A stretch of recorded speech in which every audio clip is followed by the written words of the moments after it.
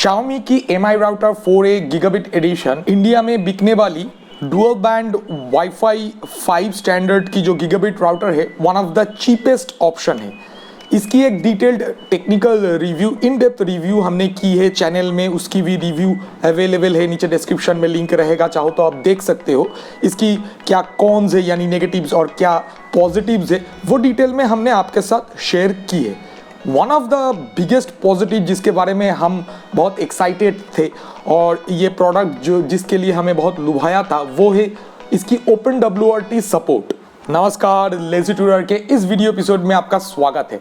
इस वीडियो में हम हमारी जो MI 4A gigabit addition router है इसमें OpenWRT की कस्टम फर्मवेयर को फ्लैश करेंगे और आपके साथ एक detail step by step guide share करेंगे। अगर आप चाहो तो उसके जरिए आप भी अपने राउटर में वही फर्मवेयर OpenWRT की जो ओपन सोर्स कस्टम फर्मवेयर है उसे फ्लैश कर सकते हो।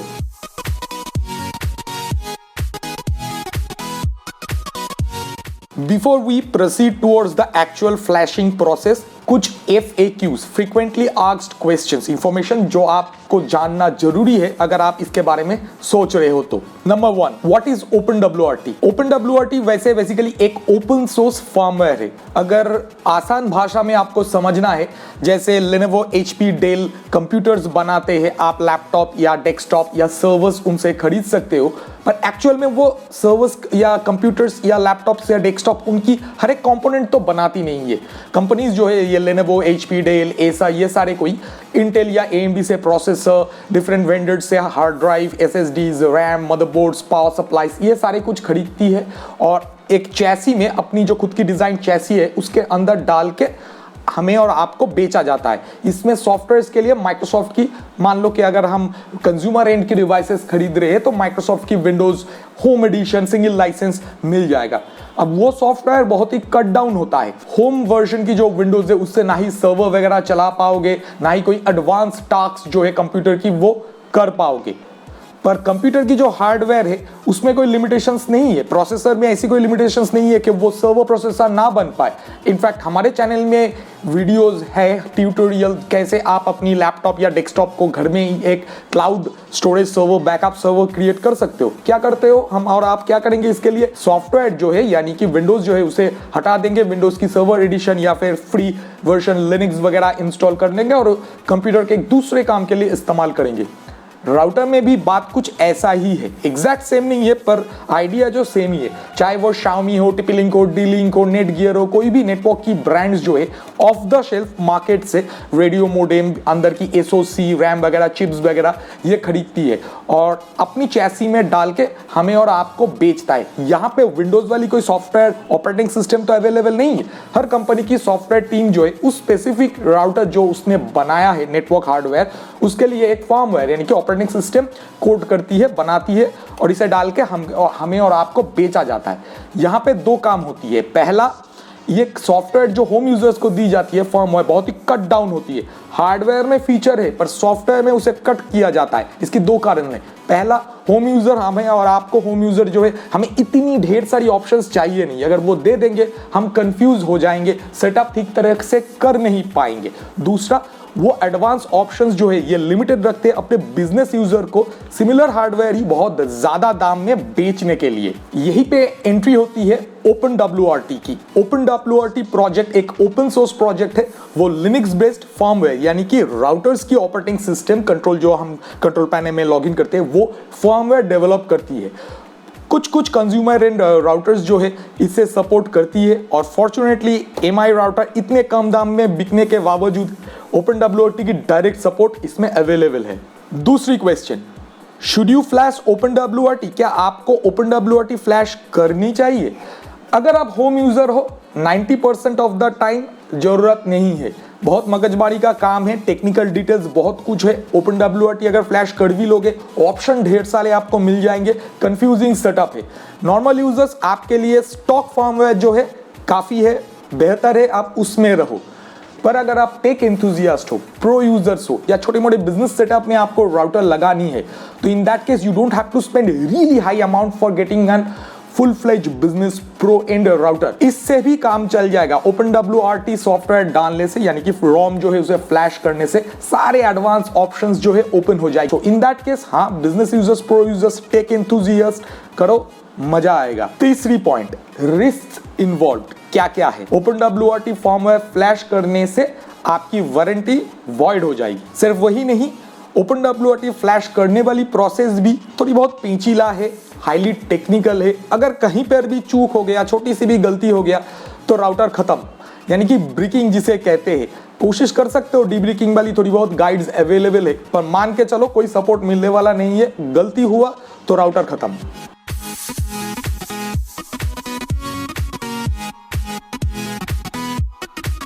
चलिए एक्चुअल फ्लैशिंग की ओर चलते हैं, पर पहले प्री रिक्विजिट्स क्या क्या चीज चाहिए आपको before you proceed towards the flashing, the actual flashing of the ROM. Number 1, ये guide MI4A gigabit addition specific है, तो आपको ये राउटर ऑब्वियसली चाहिए, इसके अंदर ही हम फ्लैश करने वाले हैं। ध्यान रखिएगा, MI की ढेर सारी वर्जन है, 2 या 3 इसी सेम राउटर्स की। आपकी वाली जो राउटर है R4A वर्जन की होनी चाहिए। सेकेंड रिक्वायरमेंट, एक लैन केबल। वाईफाई में ये काम नहीं होने वाला है, आप जिस कंप्यूटर से इसे फ्लैश करोगे वो और राउटर के बीच में लैन कनेक्शन होनी चाहिए, सो एक RJ45 network cable. Third requirement, क्योंकि फ्लैशिंग के वक्त हम कुछ इंटरनेट से डेटा खींचेंगे डायरेक्टली राउटर के अंदर, सो WAN पोर्ट पे एक्टिव इंटरनेट कनेक्शन की जरूरत है। फोर्थ रिक्वायरमेंट, हम एक कंप्यूटर से इसे फ्लैश करने वाले हैं, सो ऑब्वियसली एक कंप्यूटर, एक पीसी जो है आपको चाहिए होगा। ये लैपटॉप भी हो सकता है या desktop. Last but most important requirement है पावर बैकअप। फ्लैशिंग के दौरान, during the flashing, you can not have a restart, reboot, something like that. Power backup होना बहुत जरूरी है। हार्डवेयर के बाद सॉफ्टवेयर रिक्वायरमेंट आते हैं। क्या क्या सॉफ्टवेयर चाहिए आपको during this flashing process.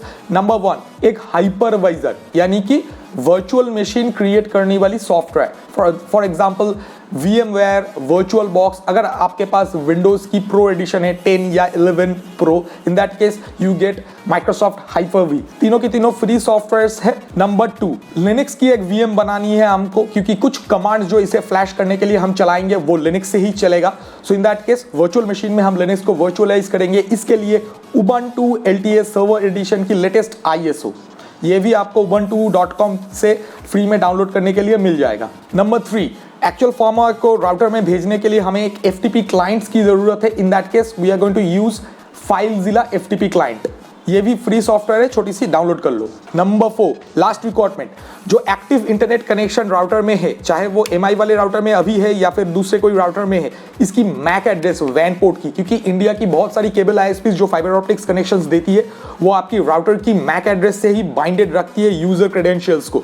So in that case you will need the last MAC address जिससे लॉग इन हुआ था आपके इंटरनेट कनेक्शन में, क्योंकि रोम फ्लैश करने के बाद उस मैक एड्रेस को हमें स्पूफिंग या क्लोन करके ही इंटरनेट कनेक्शन को एक्टिव करना है। So copy your MAC address, जो WAN पोर्ट है उसकी।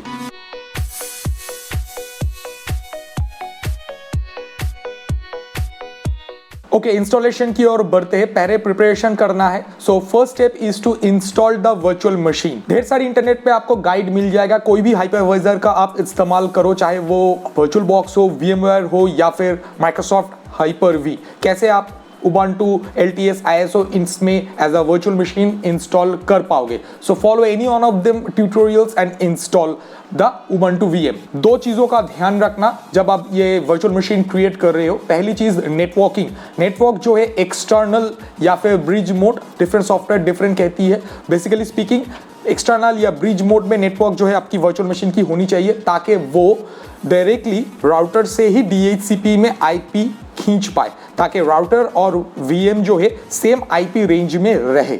सेकेंड चीज जो है, Ubuntu इंस्टॉल करने के टाइम पे नेक्स्ट करके जब आप आगे बढ़ोगे, देयर इज एन ऑप्शन जहां पे आपसे पूछा जाएगा open SSH server. Make sure you check that box on. Open SSH server installation के टाइम पे VM जो है ये ऑन रहनी चाहिए, ताकि हम जो है इसे रिमोट पे ले पाए। VM इंस्टॉलेशन करने के बाद दूसरी चीज जो हमें करना है, सॉफ्टवेयर जो है उसे पहले ही इंटरनेट से हमें हमारे कंप्यूटर में डाउनलोड करना है। नंबर 1, फाइलजिला FTP क्लाइंट जो है छोटी सी फाइल ही है, इसे आप डाउनलोड कर लीजिए। नंबर 2, OpenWRT की MI की जो राउटर है, इस 4A राउटर की स्पेसिफिक रोम। वैसे ये जो मैं आपसे ये ट्यूटोरियल अभी वीडियो में शेयर कर रहा हूँ, इसकी स्टेप बाय स्टेप ये जो प्रोसेस है हमारे वेबसाइट में एज एन आर्टिकल ट्यूटोरियल के हिसाब से लिखी हुई है। सारे लिंक्स जो है आपको या फिर कमांड जो है आपको वहां से मिल जाएंगे जो चलाना है आपको। स्टेप नंबर 1, Ubuntu VM जो हमने इंस्टॉल की थी इसे अपडेट करना है। अब पहला काम मुझे पीसी के अंदर जो करना है, हाइपरवाइजर, यहाँ पे मेरा Hyper-V में इंस्टॉल्ड है VM, तो इसमें मैं Ubuntu VM को स्टार्ट कर लूंगा, रनिंग कंडीशन में है। अब एक कमांड प्रॉम्प्ट को जो है एडमिनिस्ट्रेटिव राइट्स के साथ लॉन्च करनी है। अब इसके बाद लॉगिन करने के लिए इस VM की IP एड्रेस की ज़रूरत पड़ेगी। वो हम राउटर की जो स्टेटस पेज है, MI राउटर की स्टेटस पेज के अंदर डिवाइसेस में दिख जाएगा Ubuntu VM जो है वो कितने IP एड्रेस के अंदर है। उस IP एड्रेस को चाहिए हमें लॉगिन करने के लिए, तो कमांड प्रॉम्प्ट पे हम लिखेंगे SSH स्पेस और यूज़र नेम मेरे हिसाब से जो है आपके हिसाब से अलग होगी @ और Ubuntu VM की जो है IP एड्रेस, एंटर दबाएंगे, यस, और पासवर्ड जो है VM की वो लिख देंगे। अब इसके बाद कुछ कमांड्स को स्टेप बाय स्टेप चलाना है। इसके लिए हम हमारी वेबसाइट में जाएंगे। यहाँ के वेबसाइट के अंदर जो Ubuntu VM अपडेशन की जो पार्ट है वहाँ पे कमांड्स को एक के बाद एक कॉपी पेस्ट करेंगे। अब अपडेट जो है इंटरनेट से डाउनलोड होकर इंस्टॉल होगा, डिपेंडिंग ऑन आपकी सिस्टम कॉन्फ़िगरेशन क्या है और इंटरनेट की कनेक्शन स्पीड में इस पर थोड़ा सा टाइम लगेगा। आखिरी वाली जो कमांड है इससे VM जो है ये रिबूट हो जाएगा। Step number 2, installing the dependencies. Ubuntu की VM के अंदर फिर से आप लॉगिन करो। प्रोसेस वही सेम है। हमारे वेबसाइट में जो इंस्टॉल डिपेंडेंसी वाली पार्ट है, यहाँ से कमांड्स को कॉपी पेस्ट करना है। Ubuntu VM की जो टर्मिनल लॉगिन विंडो है आपकी कमांड प्रॉम्प्ट की, एक के बाद एक कमांड को कॉपी पेस्ट करके रन करो।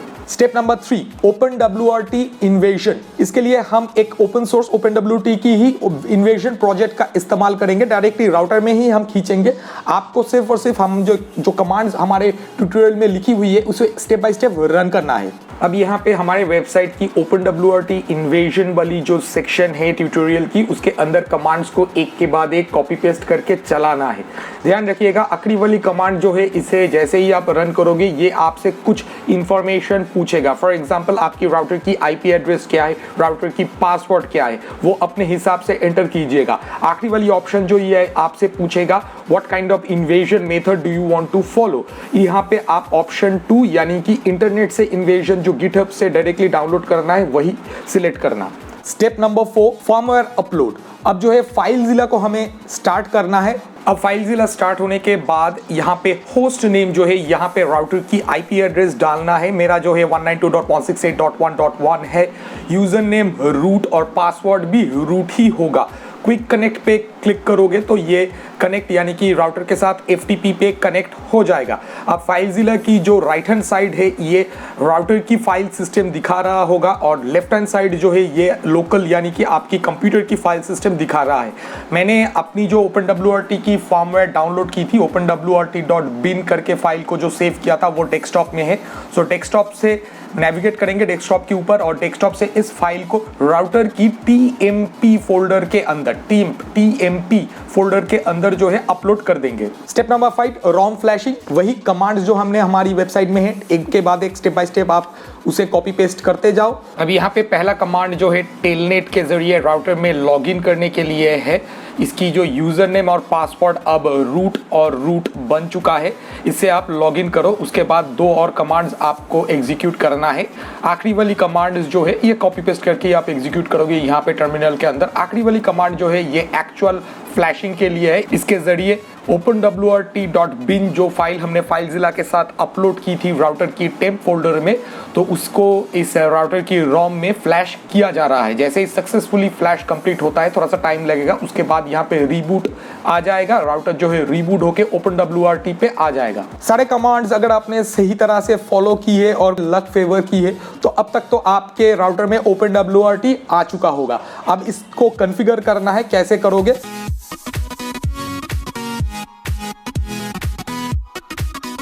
Good thing is that OpenWRT की ये वाली फर्मवेयर जो है राउटर स्पेसिफिक है, सो सब कुछ बने बना है आपको मिल जाएगा। सिर्फ दो ही चीजें आपको कॉन्फ़िगर करना है। पहला आपकी इंटरनेट कनेक्शन, क्योंकि हर एक की डिफरेंट होती है, सो वैन पोर्ट की जो कॉन्फ़िगरेशन, और दूसरी वाईफाई जो है बाय डिफॉल्ट ये डिसेबल्ड आएगा, पर वाईफाई सेटअप सब कुछ कंप्लीट है। आपको सिर्फ और सिर्फ SSID पासवर्ड वगैरह चेंज करना है और वाईफाई को एनेबल ही करना है। तो कैसे करोगे, लेट्स प्रोसीड। VM और टर्मिनल में कमांड चलाने वाले सारे काम तो अब खत्म हो चुका है। ब्राउजर में जाना है और राउटर की IP एड्रेस देना है। बाय डिफॉल्ट OpenWRT हमेशा 192.168.1.1 इंटरफेस पे रहेगा। इसको जैसे ही आप ओपन करोगे, यूजर नेम है रूट, पासवर्ड ब्लैंक रहेगा, कुछ पासवर्ड है नहीं। यही ये कह रहा है लॉगिन के बाद कि आपको एक नया पासवर्ड सेट करना है। अब पासवर्ड चेंज करने के लिए आपको जहाँ पे जाना है वह है सिस्टम, ऊपर जो मेन्यू आइटम है यहाँ पे आपको एडमिनिस्ट्रेशन मिल जाएगा। इसके अंदर आप जाओगे तो आप पासवर्ड जो है चेंज कर सकते हो, अपने हिसाब से जो डालना है। अब स्टेप नंबर 1 कॉन्फ़िगरेशन की, ये LAN की DHCP कॉन्फ़िगरेशन है।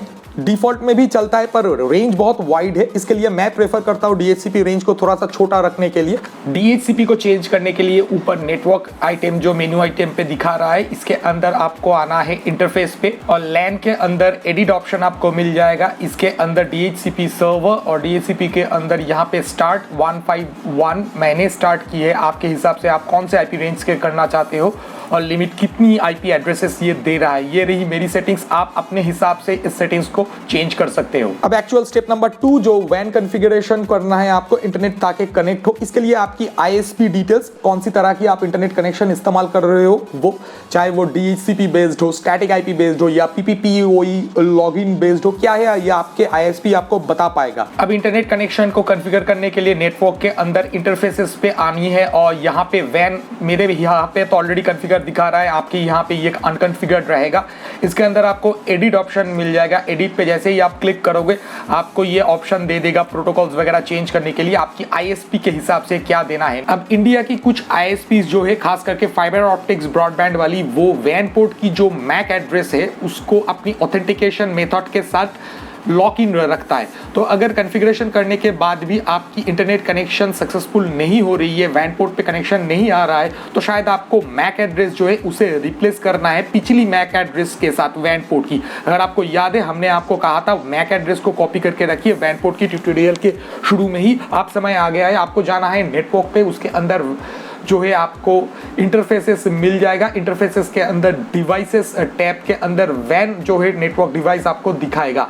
इसके अंदर जो है आपको कॉन्फ़िगरेशन ऑप्शन मिलेगा। कॉन्फ़िगरेशन ऑप्शन में आप उस वाली MAC एड्रेस जो है वैन पोर्ट की उसे पेस्ट कर दो, MAC स्पूफिंग कहते हैं इसे, और सेव कर लो। अब इंटरनेट कनेक्ट हो जाएगा। स्टेप नंबर 3 आखिरी स्टेप, वाईफाई को एनेबल करना है। अब वाईफाई सेटिंग्स को करने के लिए नेटवर्क का जो ऑप्शन है इसके अंदर मेन्यू के अंदर आपको वायरलेस दिख जाएगा। वायरलेस के अंदर यहाँ पे आपकी रेडियो मॉडेम्स जो है वो दिखा रहा है। रेडियो 0 यानी कि ये 2.4 गीगाहर्ट्ज और रेडियो 1 ये 5 गीगाहर्ट्ज की है।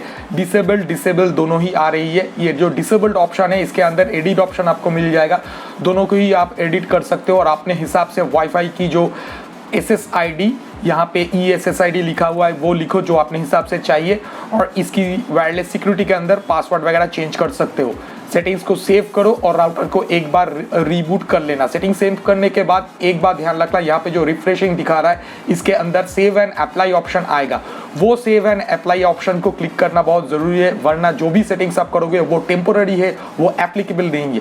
उसको सेव करने के बाद ही आप राउटर को रीबूट करना। आप राउटर को कैसे रीबूट करोगे, सिस्टम के अंदर आपको रीबूट ऑप्शन मिल जाएगा। That's it, done. OpenWRT router में रोम के हिसाब से इंस्टॉल फ्लैश हो चुकी है, राउटर फुल्ली ऑपरेशनल है अब आपके पास। वैसे हमने जो ये स्टेप्स कहा राउटर को कॉन्फ़िगर करने वाली, चाहे वो लैन पोर्ट हो या वाईफाई, ये तो बेसिक 2 फीचर थी OpenWRT। जैसा आप देख पा रहे हो OpenWRT की ढेर सारी फीचर से एक्स्ट्रा पैकेजेस आप OpenWRT से डायरेक्टली इसे राउटर की जो रोम है लूसी इंटरफेस इससे ही इंस्टॉल कर पाओगे, और जो आपको नेटवर्किंग की फीचर सूझ रहा है वो तो रहेगा ही। ढेर सारी गाइड्स और ट्यूटोरियल OpenWRT की अवेलेबल है, so use it as per as your requirement. जो चीज़ हमें OpenWRT बहुत लुभाया वो है सेम ऐसी ही राउटर्स को एक के बाद एक एज अ नोड हम वाईफाई मेश में, हाई परफॉर्मेंस वाईफाई मेश में डाल सकते हैं। कोई एडिशनल बहुत एक्सपेंसिव हार्डवेयर खरीदने की जरूरत नहीं है, वो भी हम करेंगे। अगर आपको देखना है तो नीचे कमेंट में जरूर कहिएगा। और इस वीडियो को भी, इस ट्यूटोरियल को भी अगर आप अटेम्प्ट कर रहे हो, आपकी कैसी एक्सपीरियंस है वो भी कमेंट में हमें जरूर बताइएगा। अभी तक अगर आप वीडियो देख रहे हो आखिर तक तो शायद वीडियो आपको अच्छा ही लगा है। तो अगर वीडियो आपको अच्छी लगी है तो वीडियो को एक लाइक और चैनल को सब्सक्राइब जरूर कीजिएगा और हाँ, बेल आइकन जरूर दबाइएगा। आज के लिए इतना ही, मिलते हैं आपसे अगली कोई वीडियो में। तब तक के लिए गुड बाय, हैव फन और हैप्पी नेटवर्किंग।